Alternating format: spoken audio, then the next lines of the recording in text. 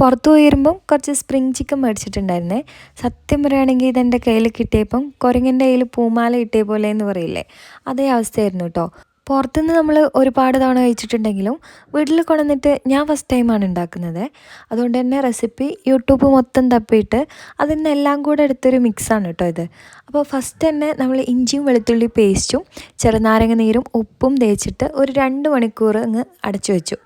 അത് കഴിഞ്ഞതിന് ശേഷമാണ് നമ്മൾ മസാലകളൊക്കെ ചേർത്ത് കൊടുക്കുന്നത്. 1.5 സ്പൂണോളം കാശ്മീരി മുളക് പൊടിയും 1/2 സ്പൂണ് മഞ്ഞൾപ്പൊടിയും 1 സ്പൂണ് അരിപ്പൊടിയും അതുപോലെ തന്നെ ക്രഷ് ചെയ്ത ചില്ലി ഉണ്ടല്ലോ അതും കൂടെ ഇട്ടിട്ട് നന്നായിട്ടൊന്ന് മിക്സ് ചെയ്ത് ആവശ്യത്തിനുള്ള ഉപ്പും ചേർത്തിട്ട് വീണ്ടും 1/2 മണിക്കൂറോളം വെക്കുക കേട്ടോ. പിന്നെ നമ്മൾ നല്ല സൺഫ്ലവർ ഓയിലിൽ ഇതൊന്ന് ഫ്രൈ ചെയ്തെടുക്കുക എന്നുള്ളതാണ്.